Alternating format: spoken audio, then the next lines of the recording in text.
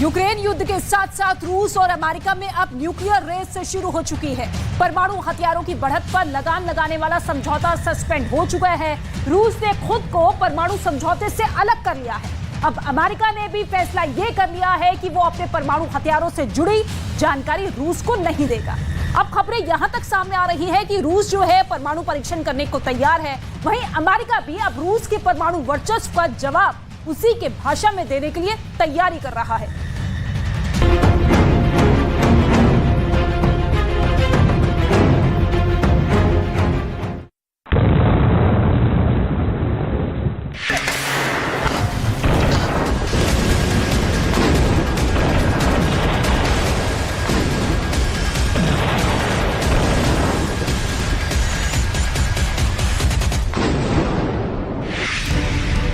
रूस और अमेरिका में ठनी अब दुनिया में बढ़ेगी परमाणु गर्मी।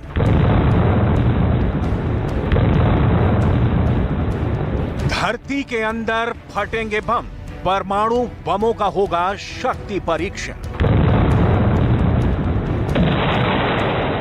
रूस बनाएगा नया परमाणु बम। अमेरिका भी नहीं रहेगा रूस से कम। अमेरिका और रूस के बीच एक बार फिर परमाणु हथियारों की होड़ शुरू हो गई है। अमेरिका ने ऐसा फैसला किया है जिसके बाद पेंटागन का न्यूक्लियर प्रोजेक्ट आगे बढ़ जाएगा। अमेरिका ने ऐसा क्या फैसला किया है जिसके बाद न्यूक्लियर फाइट की सर्च लाइट और तेज हो गई है? क्या अमेरिका रूस के सबसे अधिक परमाणु बमों को रखने वाले रिकॉर्ड को तोड़ने जा रहा है? क्या अमेरिका रूस के जार बम से भी बड़ा और अधिक शक्तिशाली परमाणु बम बनाने जा रहा है? अमेरिका से आई नई खबर ने इन आशंकाओं को और बढ़ा दिया है। आखिर अमेरिका ने ऐसा क्या फैसला किया है? सवाल है, क्या रूस और यूक्रेन की जंग परमाणु हमले का गवाह बनेगी? क्या एटम बम फोड़ने के पहले व्लादिमीर पुतिन परमाणु परीक्षण करेंगे? क्या रूस के जवाब में अमेरिका के प्रेसिडेंट जो बाइडेन भी परमाणु टेस्ट का ऑर्डर देंगे? इन तीन सवालों के जवाब से भी बड़ी खबर यह है कि रूस और अमेरिका की न्यू स्टार्ट संधि सस्पेंड होने के बाद दुनिया के करीब 90% परमाणु बम रखने वाले इन दोनों देशों में एटमी रेस यानी परमाणु होड़ शुरू होने वाली है।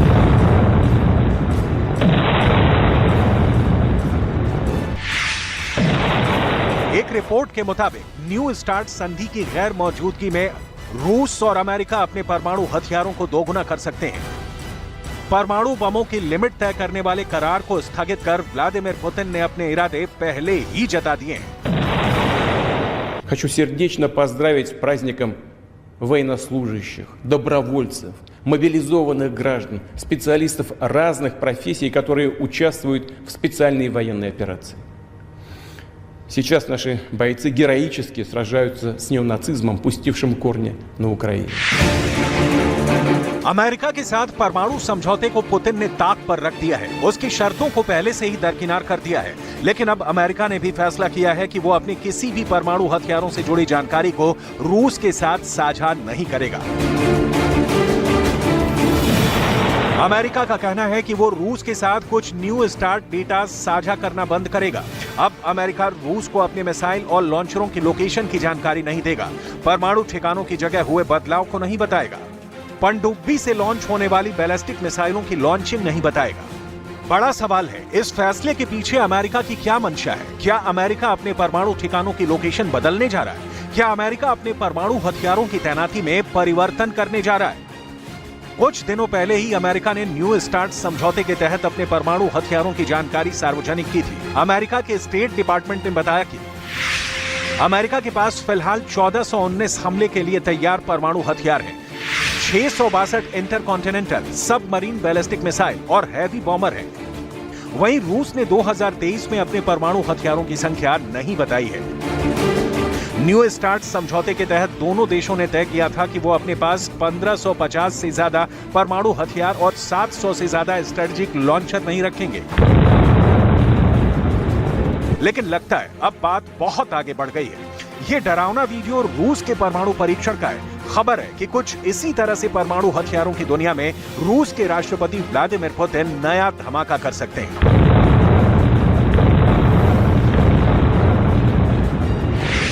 आखिर अमेरिका के सैटेलाइट की नजर रूस के एक वीरान आइलैंड पर क्यों टिकी है?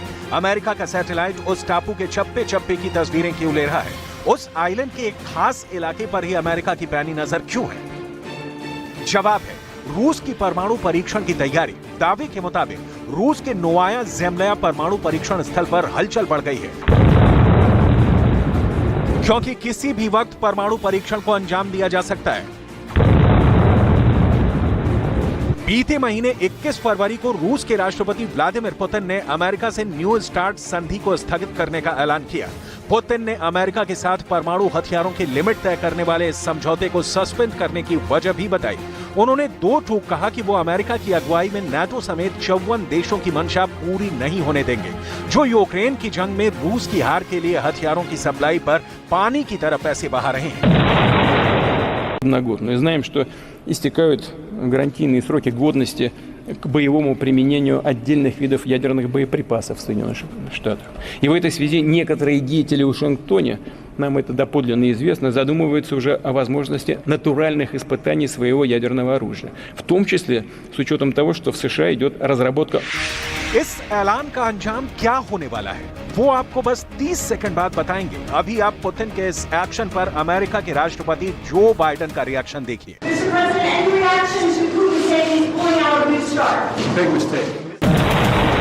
न्यू स्टार्ट संधि के मुताबिक रूस और अमेरिका ने तैनात परमाणु हथियारों की अधिकतम तादाद 1550 और तैयार परमाणु हथियारों की संख्या 700 तय कर दी थी। इसका लिहाज करते हुए रूस के तैनात परमाणु हथियारों की तादाद 1549 और तैयार परमाणु हथियारों की संख्या 540 थी, जबकि अमेरिका की तैनात परमाणु हथियारों की तादाद 1420 और तैयार परमाणु हथियारों की संख्या 659 थी।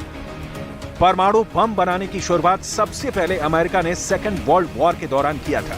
अमेरिका ने साल 1942 में परमाणु हथियार बनाने के लिए मैनहट्टन परियोजना की शुरुआत की थी, जिसमें तब $200 करोड़ का खर्च आया था, जो आज की तारीख में करीब 1,65,000 करोड़ भारतीय रुपए के बराबर है। फिर रूस, ब्रिटेन और फ्रांस जैसे देश एटॉमिक होड़ में शामिल हो गए। अगर दुनिया के परमाणु बमों की तादाद को ग्राफ के जरिए समझने की कोशिश करें तो साल 1945 में 2 एटम बम से बढ़कर साल 1985 में कोल्ड वॉर के आखिरी दौर में पूरी दुनिया में परमाणु हथियारों का जखीरा टॉप पर था। उस वक्त एटम बमों की तादाद 66,449 तक पहुंच गई थी। Bulletin on the atomic scientist के डेटा से पता चलता है कि 1986 के बाद से एटम बम कम होते गए। फेडरेशन ऑफ अमेरिकन साइंटिस्ट के मुताबिक 1990 के दशक की तुलना में हाल के दिनों में परमाणु हथियारों को नष्ट करने की रफ्तार में कमी तो जरूर आई है, लेकिन एक अनुमान के मुताबिक दुनिया में अभी भी तकरीबन 13,900 परमाणु बम मौजूद हैं। अमेरिका के राष्ट्रपति बाइडेन को सीधा संदेश देकर पुतिन साफ कर चुके हैं कि रूस को किसी भी कीमत पर झुकाया या डराया नहीं जा सकता। पुतिन के इस बयान से ये बात शीशे की तरह साफ हो चुकी है कि यूक्रेन युद्ध में किसी भी वक्त परमाणु बम का हमला हो सकता है।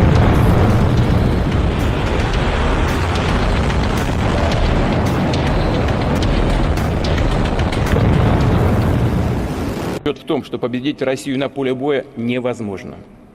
Поэтому ведут против нас все более агрессивные информационные атаки. पुतिन के इस धमकी को पूरी दुनिया बार बार सुनती है। पुतिन अपने भाषण में परमाणु परीक्षण की बात बोल चुके हैं। पुतिन बोल चुके हैं अगर अमेरिका न्यूक्लियर टेस्ट करेगा तो रूस भी करेगा। पुतिन अमेरिका के साथ परमाणु करार को स्थगित करने की बात बोल चुके हैं। यूक्रेन युद्ध के लिए अमेरिका को जिम्मेदार ठहरा चुके हैं। नाटो को चेतावनी दे चुके हैं। तो परमाणु युद्ध का कई मर्तबा जिक्र कर पूरी दुनिया को डरा चुके हैं। Министерство обороны России и Росатом должны обеспечить готовность к испытанию российского ядерного оружия. Первыми мы, разумеется, этого делать не будем. Но если США проведут испытания, то и мы проведем. Ни у кого не должно быть опасных иллюзий, что глобальный стратегический паритет может быть разрушен. सवाल है दुनिया के सामने परमाणु युद्ध की बात और पर्दे के पीछे रूस के न्यूक्लियर फोर्स को हाई अलर्ट पर रखने के पीछे पुतिन की क्या रणनीति है। पुतिन के मुताबिक अब रूस वो करेगा जो पिछले 33 साल में नहीं किया। रूस नए परमाणु बम का परीक्षण कर सकता है। पुतिन की ये धमकी तब और खतरनाक हो जाती है जब ये खबर सामने आती है कि रूस में सबसे बड़े न्यूक्लियर टेस्टिंग साइट को एक्टिव कर दिया गया है। रूस ने अपना पहला परमाणु परीक्षण 29 अगस्त 1949 को किया था। रूस ने आखिरी बार 24 अक्टूबर 1990 को न्यूक्लियर टेस्ट किया था। रूस अब तक 715 परमाणु परीक्षण कर चुका है, जिसमें 496 अंडरग्राउंड थे। दुनिया में अब तक 2059 परमाणु परीक्षण हुए हैं। इनमें सबसे ज्यादा 1030 परमाणु परीक्षण अमेरिका ने किए। All Russian Research Institute of Experimental Physics Vyacheslav Solovyov ने दावा किया है कि अगर जरूरत पड़ी तो नोवाया ज़ेम्लिया में किसी भी वक्त रूस परमाणु परीक्षण कर सकता है। व्याचेस्लाव सोलोवियोव का यह दावा पुतिन की परमाणु धमकी से 100% मेल खाता है। नोवाया ज़ेम्लिया परमाणु परीक्षण स्थल रूस की सबसे बड़ी न्यूक्लियर टेस्टिंग साइट में शामिल है। नोवाया ज़ेम्लिया रूस के उत्तर और यूरोप के पूरब उत्तर में आर्कटिक महासागर में एक द्वीप समूह है। नोवाया ज़ेम्लिया मॉस्को से करीब 2000 किलोमीटर दूर है। साल 1954 में पहली बार नोवाया ज़ेम्लिया परमाणु परीक्षण स्थल को तैयार किया गया था। 1990 तक रूस यहां 132 मर्तबा परमाणु परीक्षण कर चुका है। साल 1961 में यहीं रूस ने आज तक का सबसे शक्तिशाली बम ज़ार बम का विस्फोट किया था। अमेरिका के साइंटिस्ट मान रहे हैं कि अगर रूस परमाणु युद्ध की तरफ आगे बढ़ता है तो उसे 3 स्टेप में अंजाम दे सकता है और पहला स्टेप परमाणु परीक्षण का होगा। सवाल है, क्या परमाणु हमले का पहला राउंड शुरू होने जा रहा है? पुतिन की न्यूक्लियर वॉर टास्क लिस्ट में पहले नंबर पर नया परमाणु परीक्षण है। दावे के मुताबिक परमाणु परीक्षण की तैयारी 100% पूरी है। टास्क लिस्ट में दूसरे नंबर पर टैक्टिकल न्यूक्लियर बम से अटैक है, जिसके लिए रूस की न्यूक्लियर फोर्स 24 घंटे तैयार रहती है। टास्क लिस्ट में तीसरे नंबर पर बड़ा परमाणु हमला है, जिस पर सिर्फ और सिर्फ पुतिन ही आखिरी फैसला करेंगे। परमाणु युद्ध को लेकर पुतिन क्या सोचते हैं, ये उनकी धमकियों से साफ हो जाता है। पुतिन साफ साफ शब्दों में नाटो देश को चेता चुके हैं। यूक्रेन को जितनी लंबी दूरी की मिसाइलें मिलेंगी, रूस खतरे को अपनी सीमा से उतना ही दूर कर देगा। पुतिन के मुताबिक रूस और यूक्रेन का मामला लोकल था, लेकिन अमेरिका और उसके पश्चिमी देशों ने इसे दुनिया का मसला बना दिया। एक छोटे से युद्ध को परमाणु युद्ध के मुहाने पर पहुंचा दिया। ऐसे हालात में बड़ा सवाल यह है कि अगर अमेरिका और रूस की परमाणु होड़ में अगर चीन और उत्तर कोरिया जैसे देशों ने भी परमाणु ताकत बढ़ानी शुरू की, तो फिर थर्ड वर्ल्ड वॉर को टालना नामुमकिन होगा।